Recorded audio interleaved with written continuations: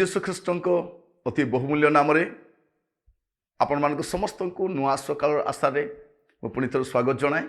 प्रभु प्रत्येक को बाहुल्य रूपे आशीर्वाद करंतु। प्रिय बंधु आपण मान सहित प्रतिदिन वाक्यर परिचर्या करने प्रभु मते सुजोग देइछंती। मु अनुरोध करी आपण मान दयाकोरी आम समस्त प्रार्थना करुवे जपरि आम प्रतिदिन आपण मान निकट में प्रभु वाक्य पहुँचाइबा प्रभु शक्ति प्राप्त हो नुआ नुआ संवाद परिवेशन करें।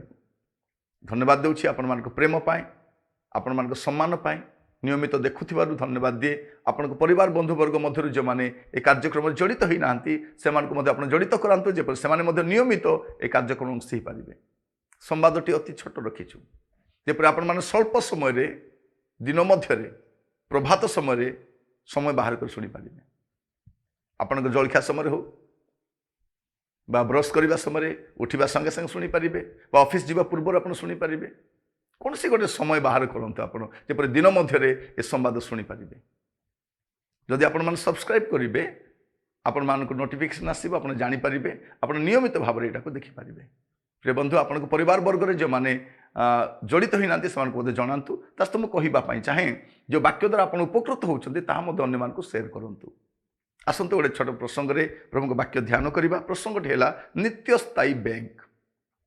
नित्य स्थायी बैंक आज देखिए चारिआडे लोक मैंने डरुंच बैंक रे पैसा रखापी। बैंक गुड़ाक बिक्री हो जाऊँगी, घरेकरण हो जाऊँगी, बुड़ी जाऊँगी, से पैसा गुड़ा कुआडे पलाउछि, के पैसा धरी विदेश को पलाउछंती। ए भय लोक मैंने पैसा आग भावुले बैंक रे सुरक्षित रहिबो, घरे रखिले चोर नहीं जीवो, बैंक रे रखिले बैंकटा बंद हो गला। आगामी समय आउरी कौन हम क्या जना नहीं, परिस्थिति भयंकर। मुझे मान आज गोटे नित्य स्थायी बैंक कथा कहवाई चाहे। कहीं कथा मुझे कहवाई चाहे प्रिय बंधु जब आप देखिए पूर्व गोटे पद कहवाई चाहे। आप देखिए प्रथम तिमोथी तार 6 पर्व ये सुंदर कथा लिखा जाए। 6 पर्व तार 7 पद लिखा जाउछि, कारण आम्भे माने जगत को किछि आनी नहु पुणी एठारु किछि घेनी जाई न पारू। पुणी पढ़ापी चाहे आपण लिखा जाऊँगी कौन, कारण आम्भे माने जगत को किछि आनी ना। आसवा समय कौन आनी कि चिंता कर देखो आनी पड़ा कौन लिखा जाऊँगी, कारण आम्भे माने जगत को किछि आनी ना पुणी एठारु किछि घेनी जाई न पारू। तले लिखा जाऊँगी एणु अन्न वस्तु थे आम निमंते यथेष्ट।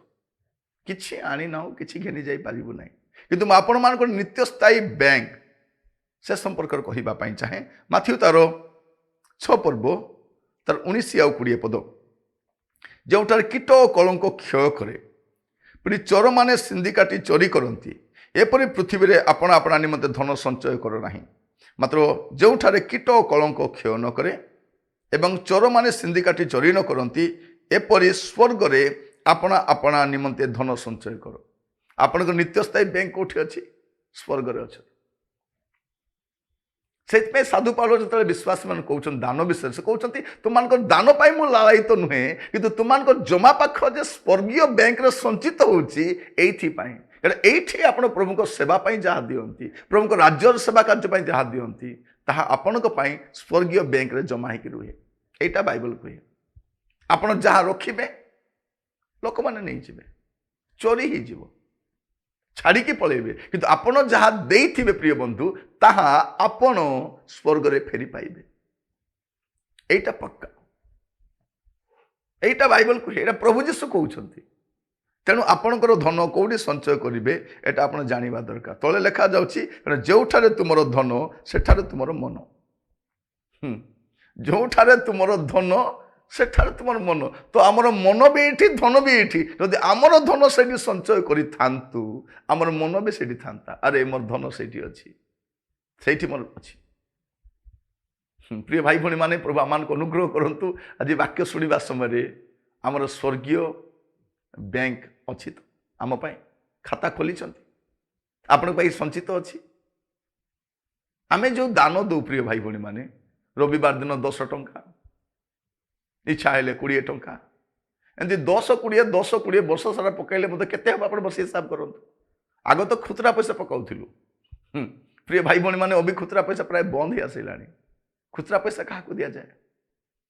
भिखारी मान को दिया जाए, न तो किणा बिका करने समय काम आसे। एटा प्रभु को देला भाया विषय नहीं। ତେଣୁ ପ୍ରଭୁଙ୍କ ଜାଗାରେ କହୁଛନ୍ତି ମଲାକି ପୁସ୍ତକରେ, ତୁମେ ଯାହା ମୋତେ ଦଉଛ ତୁମର ଦେଶାଧ୍ୟକ୍ଷମାନଙ୍କୁ ଦେଇ ଦେଖ ତ ସେମାନେ ନେବେ କି? ପ୍ରିୟ ଭାଇ ଭଉଣୀମାନେ, ଆପଣ ଯେଉଁ ଦାନ ଦେଉଛନ୍ତି, ପ୍ରଭୁ କହୁଛନ୍ତି ତୁମେ ମୋତେ ଯାହା ଦଉଛ ତୁମର ଦେଶାଧ୍ୟକ୍ଷମାନଙ୍କୁ ଦେଇକି ଦେଖ ସେମାନେ ନେବେ କି? ଲେଖାଯାଉଛି ମଲାକି ତାର ପ୍ରଥମ ଅଧ୍ୟାୟ ତାର 8 ପଦରେ, ତୁମମାନେ ଯଜ୍ଞ ନିମନ୍ତେ ଯେତେବେଳେ ଅନ୍ଧ ପଶୁ ଉତ୍ସର୍ଗ କର ସେ କ'ଣ ମନ୍ଦ ନୁହେଁ? ଓ ଯେତେବେଳେ ଲେଙ୍ଗଡ଼ା ଓ ରୋଗୀ ପଶୁ ଉତ୍ସର୍ଗ କର ତାହା କ'ଣ ମନ୍ଦ ନୁହେଁ? ଏବେ ତୁମର ଦେଶାଧ୍ୟକ୍ଷଙ୍କୁ ତାହା ଭେଟି ଦିଅ, ସେ କି ତୁମ ପ୍ରତି ପ୍ରସନ୍ନ ହେବେ ବା ସେ କି ତୁମକୁ ଗ୍ରାହ୍ୟ କରିବେ? ଏହା ସୈନ୍ୟାଧିପତି ସଦାପ୍ରଭୁ କହନ୍ତି। ସେ ପ୍ରଭୁ କ'ଣ ବୋଲି କହୁଛନ୍ତି, ତୁମେ ମୋତେ ଯାହା ଯାହା ଦଉଛ ସେଟା ତୁମର ଦେଶାଧ୍ୟକ୍ଷମାନଙ୍କୁ ଦେଇକି ଦେଖ। ଆପଣଙ୍କ ମୁଖ୍ୟମନ୍ତ୍ରୀଙ୍କୁ, ଆପଣଙ୍କର ପ୍ରଧାନମନ୍ତ୍ରୀଙ୍କୁ, ଆପଣଙ୍କର କଲେକ୍ଟର, ଏସ୍ପି, ଆପଣଙ୍କର ଅଞ୍ଚଳର MLA ମାନଙ୍କୁ, ଆଜ୍ଞା ଆପଣ ବଢ଼ିଆ ଚଳାଉଛନ୍ତି, ଏଇଟା ଆପଣଙ୍କ ପାଇଁ ଆଣିଛି ଆଜ୍ଞା, କେବେ ନେଇକି ଦେଖନ୍ତୁ ସେ 10-20 ଟଙ୍କା 50 ଟଙ୍କା, କ'ଣ ବୋଲି କହିବେ? ମୋତେ ଭିକାରୀ ବୋଲି ଭାବିଲ?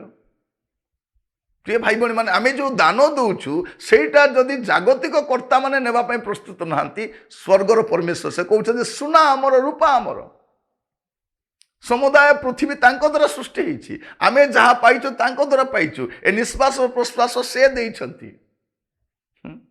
ଥରେ ଶ୍ୱାସବାୟୁ ପଳେଇଲା ପରେ ଦୁନିଆର ସବୁ ପଇସା ବିନିମୟରେ ମଧ୍ୟ ଶ୍ୱାସବାୟୁ ଫେରି ପାଇବା ନାହିଁ। କିଡନୀର ଭ୍ୟାଲ୍ୟୁ କ'ଣ ଆମକୁ ଜଣା ନାହିଁ, ଖରାପ ହେଲେ ଜଣାପଡ଼ୁଛି। ଆଖିର ଭ୍ୟାଲ୍ୟୁ କ'ଣ ଆମେ ଜାଣିନାହୁଁ, ହାର୍ଟର ଫଙ୍କସନ୍ର ଭ୍ୟାଲ୍ୟୁ ଆମେ ଜାଣିନାହୁଁ, ଏଇଟା ଡ୍ୟାମେଜ୍ ହେଲା ପରେ ଜଣାପଡ଼ୁଛି।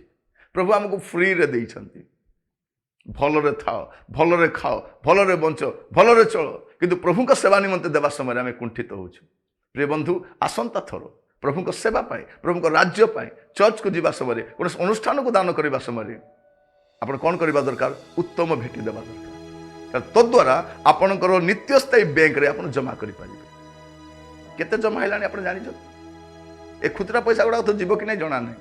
ଆପଣ ଟିକେ ଖୁଚୁରା ପଇସା ନେଇକି ବ୍ୟାଙ୍କକୁ ଯାଆନ୍ତୁ, ଏ 2 ଟଙ୍କା 5 ଟଙ୍କା ଗୁଡ଼ାକ ନେଇକି ଯାଆନ୍ତୁ, ଆଜ୍ଞା ମୋର ଆକାଉଣ୍ଟରେ ଟିକେ ଜମା କରନ୍ତୁ, ହସିବେ, ଏଇଟା ବାହାରେ ନେଇ ଦୋକାନରେ ଦେଇକି ଆସ। ପ୍ରିୟ ଭାଇ ଭଉଣୀମାନେ, ଯାହା এইଠିକା ଚଳୁନାହିଁ ଆମେ ସେଠି ଚଳେଇବା ପାଇଁ ଚେଷ୍ଟା କରୁଛୁ। ମୁଁ ସବୁବେଳେ ଗୋଟେ କଥା କୁହେ, give the best and keep the rest. ଉତ୍ତମ ବିଷୟ ପ୍ରଭୁଙ୍କ ସେବା ପାଇଁ ଦିଅନ୍ତୁ। ଆପଣଙ୍କ ନିତ୍ୟସ୍ଥାୟୀ ବ୍ୟାଙ୍କରେ ଆପଣଙ୍କ ଧନ ସଞ୍ଚୟ କରନ୍ତୁ। ଯେଉଁଠି ଚୋର ଚୋରି କରି ନେଇଯିବ, ଯେଉଁଠୁ ଆପଣ ଛାଡ଼ିକି ପଳେଇବେ ସେଠି ଧନ ରଖିକି ଯାଆନ୍ତୁ ନାହିଁ, ପ୍ରଭୁଙ୍କ ରାଜ୍ୟ ପାଇଁ ଦେଇକି ଯାଆନ୍ତୁ। ସ୍ୱର୍ଗରେ ଗଲେ ଆପଣ ପୁଣି ଫେରି ପାଇବେ, ପରମେଶ୍ୱର ଆପଣମାନଙ୍କୁ ଇଣ୍ଟରେଷ୍ଟ ସହିତ ତା ଫେରେଇ ଦେବେ। ଏଇଟା ସାଧୁ ପାଉଲ କହୁଛନ୍ତି। ବାଇବଲର ଶିକ୍ଷା ଏହା ଅଟେ। କାରଣ ଧନ ଜଣେ ବ୍ୟକ୍ତିଙ୍କୁ ନରକକୁ ବି ନେଇପାରେ। ଧନ ଲୋଭରୁ ସାବଧାନ ହୁଅନ୍ତୁ। ପ୍ରାର୍ଥନା କରିବା।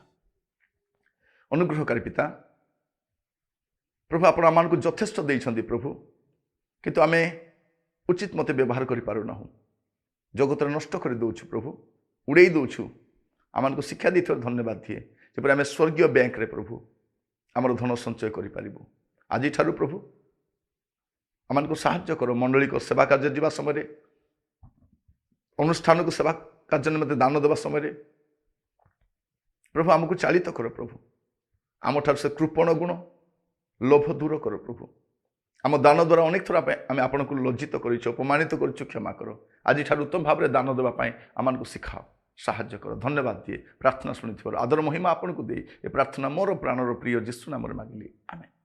ଧନ୍ୟବାଦ ଦେଉଛି ଆଜିର କାର୍ଯ୍ୟକ୍ରମ ସେଇଥିବାରୁ। ଆସନ୍ତାକାଲି ପୁଣି ଥରେ ନୂଆ ସକାଳର ଆଶାରେ ଆପଣଙ୍କ ସହିତ ମୁଁ ସାକ୍ଷାତ କରିବି। ସେତେବେଳେ ପର୍ଯ୍ୟନ୍ତ ପ୍ରଭୁ ଆପଣମାନଙ୍କୁ କଢ଼େଇ ନିଅନ୍ତୁ। ନମସ୍କାର।